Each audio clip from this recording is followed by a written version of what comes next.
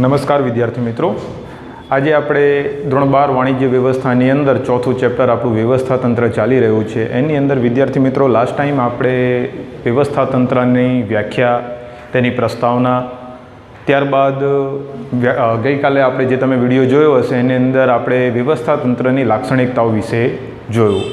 હવે વિદ્યાર્થી મિત્રો એક બાબત યાદ રાખજો કે વ્યવસ્થા તંત્ર એટલે કે સંચાલક દ્વારા સત્તા અને જવાબદારીની વહેંચણી કરવી એટલે વ્યવસ્થા તંત્ર.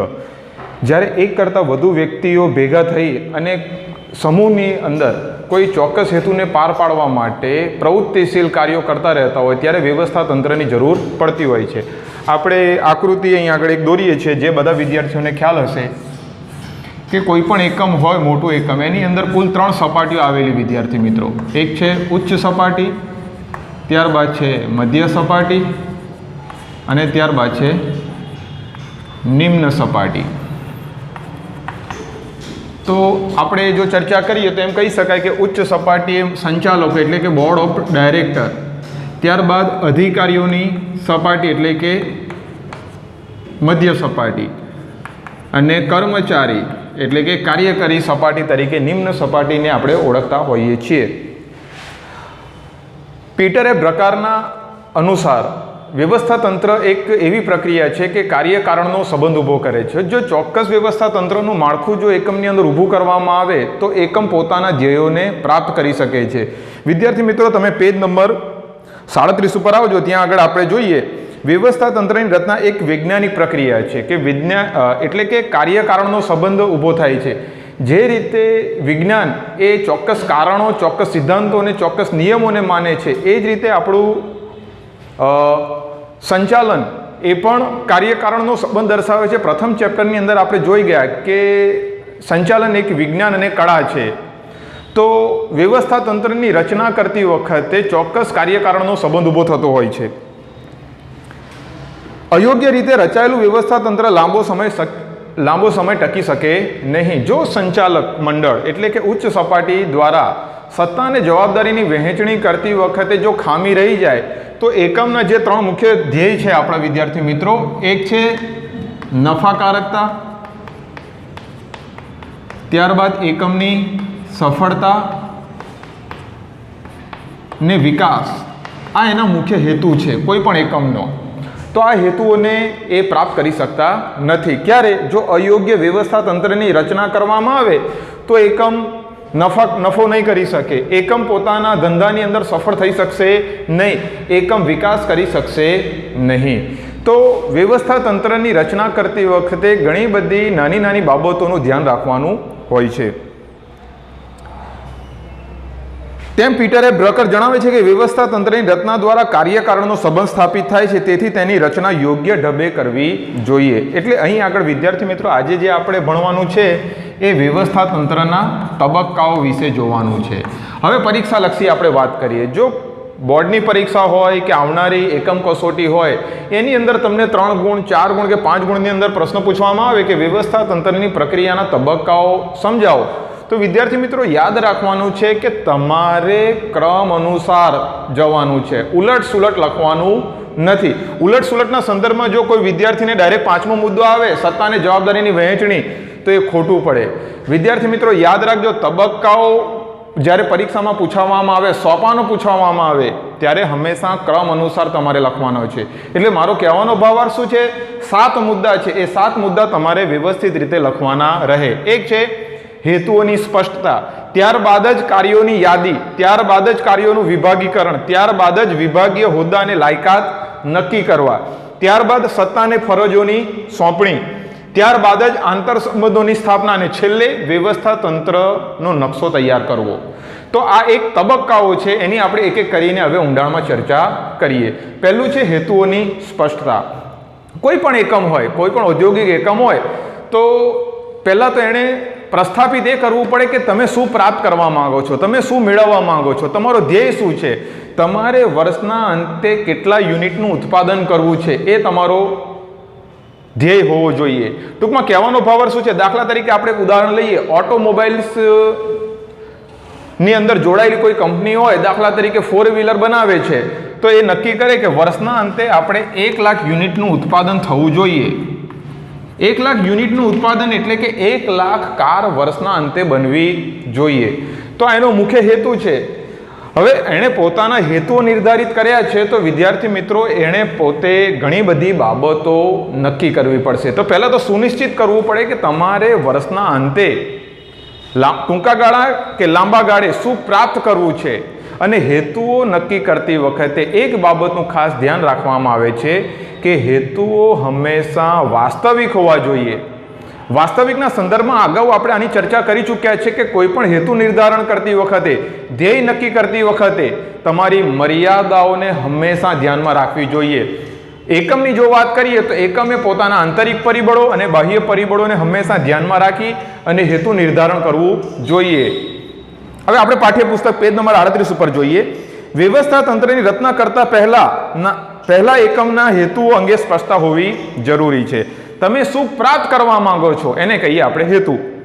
એકમે સિદ્ધ કરવાના મુખ્ય અને ગૌણ હેતુઓના આધારે વ્યવસ્થા તંત્રનું સમગ્ર માળખું ઘડવામાં આવે છે. જો બે હેતુઓ નક્કી કરવામાં આવે છે, એક મુખ્ય હેતુ અને એક ગૌણ હેતુ. મુખ્ય હેતુ ઉપર મધ્ય સપાટી અને તળ સપાટીના કર્મચારીઓ સતત કાર્યશીલ અને પ્રવૃત્તિશીલ રહેશે. ગૌણ એનો અર્થ એ નથી કે ગૌણ કાર્યો ઉપર ધ્યાન નથી આપવામાં આવતું, ગૌણ ધ્યેયો પણ હોય છે. એકમના હેતુઓને સુસંગત કયા પ્રકારનું વ્યવસ્થા તંત્ર ગોઠવી શકાય તે માટે હેતુઓની સ્પષ્ટતા વ્યવસ્થા તંત્રની રચનામાં દિશામાં પ્રથમ પગથિયું છે. એટલે પહેલું પગથિયું શું છે વિદ્યાર્થી મિત્રો? હેતુઓની સ્પષ્ટતા કરવી. ત્યારબાદ જ આપણે કાર્યોની યાદી તૈયાર કરવાની આવે છે. હેતુઓ સ્પષ્ટ થઈ ગયા કે 1 લાખ યુનિટનું ઉત્પાદન કરવાનું છે આપણે વર્ષના અંતે. હવે આપણે કાર્યોની યાદી તૈયાર કરવી પડે. કયા કાર્યો આપણે કરાવવાના થતા હોય છે? તો અધિકારીઓ, કર્મચારીઓને કયા કાર્યો સોંપવાના છે, કાચા માલ સામાનની કેટલી જરૂર પડશે, દર મહિને ટૂંકા ગાળા માટે એટલે કે દર મહિને, દર ક્વાર્ટર એટલે કે દર 3 મહિને કેટલું ઉત્પાદન કરવું પડશે, કાચા માલ સામાનની ખરીદી આપણે ક્યાંથી કેવી રીતે કરીશું, ઓછી પડતરે ગુણવત્તાયુક્ત વસ્તુઓની ખરીદી કરવામાં ઘણી બધી કાળજી રાખવાની હોય છે. હવે જોઈએ અંદર કાર્યોની યાદી. એકમના હેતુ અંગેની સ્પષ્ટતા કર્યા બાદ નક્કી કરેલા હેતુઓ સિદ્ધ કરવા માટે વ્યવસ્થા તંત્રે માળખા દ્વારા કયા કયા કાર્યો કરવા પડશે તેની યાદી તૈયાર કરવાની છે. આપણે વર્ષ દરમિયાન કયા કયા કાર્યો કરવાના થાય છે એની આપણે એક યાદી તૈયાર કરવાની રહેશે. આ યાદી તૈયાર કરતી વખતે કોઈ મહત્વનું કાર્ય રહી ન જાય અને કોઈ કાર્ય બેવડાય નહીં તેનું ખાસ ધ્યાન રાખવાનું હોય છે. એટલે કાર્યોની યાદી તૈયાર કરતી વખતે કોઈ કામ 2 વાર ન થઈ જાય, કાં તો કોઈ કાર્ય કરવાનું રહી ન જાય એની ખાસ કાળજી રાખવામાં આવે છે. તેથી જ કાર્યોની યાદી તૈયાર કર્યા બાદ તેના પર પૂરતી વિચારણાના આધારે જ આખરી વિભાજન થવું જોઈએ. એટલે કે કાર્યોની યાદી તૈયાર થઈ જાય વિદ્યાર્થી મિત્રો કે આપણે ખરીદી કેટલી કરવાની છે, ઉત્પાદન કેટલું કરવાનું છે, કર્મચારીઓની કેટલી જરૂર પડશે, વેચાણ માટે કયા કયા વિકલ્પ આપણી પાસે ઉપલબ્ધ છે, એ બધી યાદી તૈયાર કરવાની છે. અને પછી આવે છે વિદ્યાર્થી મિત્રો કાર્યોનું વિભાગીકરણ. કાર્યના વિભાગીકરણની અંદર વિદ્યાર્થી મિત્રો આપણે જોવા જઈએ તો જો આપણો એકમ આખા ઓટોમોબાઈલ્સનું જે આપણે ઉદાહરણ લીધું છે, તો દાખલા તરીકે આપણી ઓટોમોબાઈલ્સ કાર બનાવતી કંપની પૂરા ભારત દેશની અંદર કારનું વેચાણ કરે છે. તો કાર બનાવવા માટે કોઈ ચોક્કસ નિશ્ચિત જગ્યા હોવી જોઈએ. હવે નિશ્ચિત જગ્યા માટે આપણે જમીનની જરૂર પડે, યંત્રોની જરૂર પડે છે, કાચા માલ સામાનની જરૂર પડશે, કર્મચારીઓની જરૂર પડશે, ટેકનોલોજીની જરૂર પડે, electricity, water supply, road transportization, communication, ઘણી બધી બાબતોની જરૂરિયાત ઊભી થતી હોય છે. તો એ કાર્યોનું વિભાગીકરણ કરવું પડે. કાર્યના વિભાગીકરણ કરવા માટે જો કોઈ એક જગ્યા પર આપણે ઉત્પાદન કરીશું અને એ સપ્લાય આપણે અન્ય રાજ્યોની અંદર મોકલવા માટે ઘણી બધી આપણને ખર્ચ થતો હોય તો આપણે આપણા ઝોનલ પાડી દેવા પડે. ઝોનલના સંદર્ભમાં પૂર્વ ઝોન, પશ્ચિમ ઝોન, ઉત્તર ઝોન, દક્ષિણ ઝોન, અને એ રીતે જો વ્યવસ્થિત રીતે દરેક જગ્યા પર વ્યવસ્થિત ઉત્પાદન જો કરવામાં આવે તો દરેક જગ્યા પર આપણને મહત્તમ લાભ લઈ શકાતો હોય છે. ટૂંકમાં ગ્રાહકોને મહત્તમ સંતોષ આપી શકાય, પડતર ઘટશે અને વેચાણ વધશે. એટલે કાર્યોનું વિભાગીકરણના સંદર્ભમાં કાર્યોની યાદી તૈયાર થઈ ગયા બાદ યાદીમાં દર્શાવેલ કાર્યોમાંથી એકબીજા સાથે સંકળાયેલ તેમજ એક સમાન કાર્યોને એક જૂથમાં મૂકી કાર્યો કરવામાં આવે છે. કાર્યોના વેચાણ વિભાગ, ખરીદ વિભાગ, હિસાબી વિભાગ વગેરે વિભાગોમાં વિભાજિત કરી શ્રમ વિભાજન અને વિશિષ્ટીકરણ અપનાવી શકાય. એટલે અધિકારીઓની સપાટી પણ આપણે જોઈએ વિદ્યાર્થી મિત્રો, તો અહીં આગળ આપણે જાણીએ છીએ કે ખરીદ અધિકારી હોય, વેચાણ અધિકારી હોય, ઉત્પાદન અધિકારી હોય, નાણાકીય અધિકારી હોય, હિસાબ અધિકારી હોય, કર્મચારી વ્યવસ્થા એટલે કે HR મેનેજમેન્ટ હોય, તો આ બધી અધિકારીઓની સપાટી હોય છે. તો શ્રમ વિભાજન કરવાનું છે. શ્રમ વિભાજનની અંદર આપણે લાભ શાનો લેવાનો છે? વિશિષ્ટીકરણનો લાભ લઈ શકાય છે. દાખલા તરીકે નાણાકીય વિભાગના નાણાકીય અધિકારીને જો એટલે કે ફાઇનાન્શિયલ મેનેજમેન્ટ કરનારને માત્ર ને માત્ર નાણાકીય બાબતોનું જો કાર્ય સોંપવામાં આવે તો મૂડીની જરૂરિયાત કેટલી છે, કયા કયા મૂડીના પ્રાપ્તિ સ્થાનો છે, માત્ર ને માત્ર એણે નાણાકીય બાબતો તરફ જ ધ્યાન રાખવાનું છે. એ જ રીતે જો કર્મચારી વ્યવસ્થાના અધિકારીને માત્ર કર્મચારી સંબંધી બાબતો વિશે જો કાર્ય સોંપવામાં આવે તો વિશિષ્ટીકરણનો લાભ ત્યાં લઈ શકાય છે. પોતાએ કઈ રીતે કર્મચારીઓની ભરતી કરવાની છે, કઈ રીતે તાલીમ આપવાની છે, કઈ રીતે એમને નિરીક્ષણ કરવાનું છે, એમની પગાર સંબંધી બાબતો, વેતન સંબંધી બાબતોની બધી જ બાબતોની માહિતી કોણ રાખશે? કર્મચારી વ્યવસ્થા અધિકારી. એ જ રીતે કર્મચારી વ્યવસ્થા અધિકારીને આપણા વાણિજ્ય વ્યવસ્થાના પાઠ્યપુસ્તકની અંદર માનવ સંસાધન અધિકારી એટલે કે HR મેનેજમેન્ટ તરીકે ઓળખવામાં આવે છે. એ જ રીતે ખરીદ અધિકારી અને ખરીદને લગતી બાબતોનું ધ્યાન રાખવાનું હોય. વેચાણ અધિકારી વેચાણ એટલે કે બજારીય બાબતોનું ધ્યાન રાખવાનું છે. ઉત્પાદન અધિકારી ઉત્પાદનને લગતી બાબતોનું ધ્યાન રાખવાનું છે. ટૂંકમાં કાર્યોનું વિભાગીકરણ કરવાથી વિશિષ્ટીકરણનો લાભ લઈ શકાય છે. દાખલા તરીકે સમગ્ર દેશમાં વસ્તુનું વેચાણ કરતા એકમનું વિભાજન પૂર્વ, પશ્ચિમ, ઉત્તર, દક્ષિણ એવા ઝોનમાં વહેંચી શકાય છે. તેવી જ રીતે કાર્ય અનુસાર વેચાણ વિભાગમાં વિજ્ઞાપન કરવું, પેકિંગ કરવું, વિતરણ કાર્ય વગેરે બાબતોના આધારે વિભાગીકરણ કરી શકાય છે. ત્યારબાદ વિદ્યાર્થી મિત્રો આપણે ચોથો મુદ્દો આવ્યો વિભાગીય હોદ્દા અને લાયકાત નક્કી કરવા.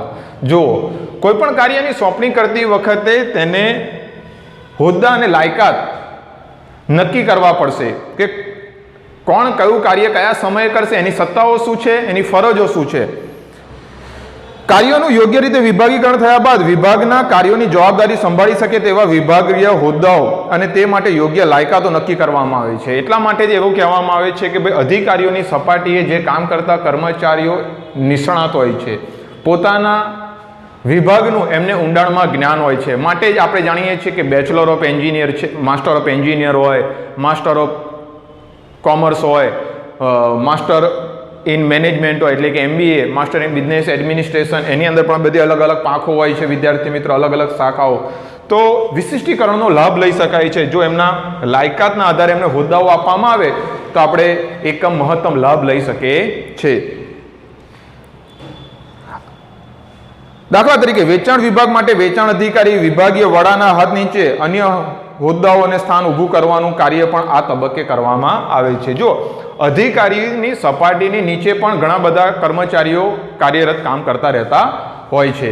હવે ત્યારબાદ વિદ્યાર્થી મિત્રો વિભાગીય હોદ્દાને લાયકાત નક્કી કર્યા બાદ ચોથો મુદ્દો, આ પાંચમો મુદ્દો આપણો આવે સત્તા અને ફરજોની વહેંચણી કરવી. કાર્યોનું લાયકાત અને હોદ્દાઓને આધારે વિભાગીકરણ કર્યા બાદ સત્તા અને ફરજોની વહેંચણી કરવામાં આવે છે. સત્તા અને ફરજોની વહેંચણીના સંદર્ભમાં જો આપણે સમજવું હોય તો એકમની અંદર કામ કરતા દરેક અધિકારી, દરેક કર્મચારીને સત્તાની સાથે સાથે એની ફરજો એટલે કે જવાબદારી પણ સોંપવી જોઈએ. સત્તા હોય પરંતુ જવાબદારી ન નિભાવતો હોય તો સ્વાભાવિક છે આપણું વ્યવસ્થા તંત્ર અસરકારક નીવડતું નથી. વિભાગીય હોદ્દાઓ, પેટા વિભાગીય હોદ્દાઓને લાયકાત નક્કી થયા બાદ દરેક વિભાગીય અધિકારી તેમની ફરજોની સફળતાપૂર્વક પાર પાડી શકે તે માટે જરૂરી સત્તાની સોંપણી કરવી જોઈએ. આ ઉપરાંત દરેક હોદ્દાના સત્તા સ્પષ્ટ હોવી જોઈએ જેથી કોઈ હોદ્દો ધરાવતી વ્યક્તિ કોને જવાબદાર રહેશે તેની સ્પષ્ટતા થાય છે. એટલે કે કોના હાથ નીચે કોણે કાર્ય કરવાનું છે એની સ્પષ્ટતા અગાઉથી થઈ ગયેલી હોવી જોઈએ. સત્તા અને ફરજોનું પ્રમાણ યોગ્ય રીતે જળવાય તે પણ આ તબક્કે ખૂબ જ જરૂરી છે.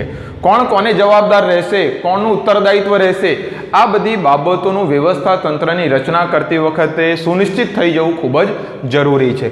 સત્તા અને ફરજોની સોંપણી થઈ ગયા બાદ વિદ્યાર્થી મિત્રો છઠ્ઠો મુદ્દો આપણો આવે છે આંતર સંબંધોની સ્થાપના કરવી. જો આંતર સંબંધોની સ્થાપના કરવી એટલે કે દરેક તબક્કે કર્મચારી, અધિકારી અને બોર્ડ ઓફ ડાયરેક્ટર વચ્ચે સરસ મજાનું એવું સંકલન હોવું જોઈએ જેથી કરીને વ્યવસ્થા તંત્ર અસરકારક નીવડે. એમની વચ્ચે વૈદિક વ્યવસ્થા તંત્ર હોય તો એ યોગ્ય રહેશે. એની પાછળનું કારણ વિદ્યાર્થી મિત્રો મોટું એકમ હશે ત્યાં આગળ અવૈદિક વ્યવસ્થા તંત્ર નિષ્ફળ જાય છે. કારણ કે સમયસર અને નિયમ અનુસાર જો કામ કરાવવું છે તો વૈદિક વ્યવસ્થા તંત્ર યોગ્ય રહેશે. આ માટે આંતર સંબંધોની સ્થાપના કરવી ખૂબ જરૂરી છે. વિભાગીય હોદ્દાઓ ધરાવતી વ્યક્તિઓ તેમની સત્તા અને ફરજોની સોંપણી કર્યા બાદ તેમની વચ્ચે આંતર સંબંધોની સ્થાપના સ્પષ્ટ રીતે થાય તે જરૂરી છે. વિભાગીકરણ દ્વારા વ્યવસ્થા તંત્રમાં સત્તા અને જવાબદારીની વિકેન્દ્રીકરણ કરવામાં આવે છે. જો વિકેન્દ્રીકરણના સંદર્ભમાં જો સમજવું હોય તો ઉચ્ચ સપાટીએ જે કામ કરવામાં આવતું હોય છે, જે અધિકારીઓની માલિક જેને કહીએ છીએ, જેને સંચાલક કહીએ છીએ, એ કેન્દ્રીકરણ એટલે બધા જ નિર્ણયો ક્યાં લેવામાં આવતા? ઉચ્ચ સપાટીએ લેવામાં આવતા. અને વિકેન્દ્રીકરણના અંદર જો સમજવું હોય તો અધિકારીઓને કાર્ય સોંપવામાં આવે તો વિકેન્દ્રીકરણ થઈ જતું હોય છે. વિકેન્દ્રીકરણ કરવામાં આવે છે, પરંતુ આ વિકેન્દ્રિત પ્રવૃત્તિઓ અને કાર્યોના સંકલન હેતુઓ આંતર સંબંધોની સ્પષ્ટતા દ્વારા કેન્દ્રિત બનાવી શકાય છે. એટલે સંકલન ખૂબ જરૂરી છે વિદ્યાર્થી મિત્રો. હવે આ બધા વચ્ચે એકબીજા સાથે ટ્યુનિંગ હોવો જરૂરી છે, એટલે સંકલન હોવું ખૂબ જરૂરી છે. જો સંકલન નહીં હોય તો કાર્ય નિષ્ફળ જશે, વ્યવસ્થા તંત્ર અસરકારક બનશે નહીં. ત્યારબાદ વિદ્યાર્થી મિત્રો આપણે આગળ જોઈએ. જો કે કેન્દ્રીકરણ અને વિકેન્દ્રીકરણ, વૈદિક વ્યવસ્થા તંત્ર, અવૈદિક વ્યવસ્થા તંત્ર, હવે પછીના મુદ્દાની અંદર આપણે ઊંડાણમાં અભ્યાસ કરવાનો છે વિદ્યાર્થી મિત્રો. ત્યારબાદ છેલ્લું આવે છે વિદ્યાર્થી મિત્રો વ્યવસ્થા તંત્રના નકશો તૈયાર કરવો.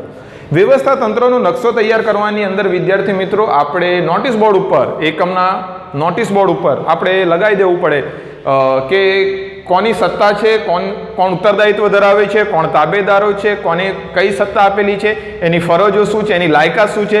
આ બધી બાબતો જો નકશો એનો તૈયાર વ્યવસ્થિત કરવામાં આવ્યો હોય અને એને કોઈ ચોક્કસ જગ્યાએ જો મૂકવામાં આવ્યો હોય તો એકમની અંદર કામ કરતા તમામ અધિકારીઓ અને કર્મચારીઓને આંતર સંબંધોની સ્થાપના પણ સરસ મજાની થતી હોય છે.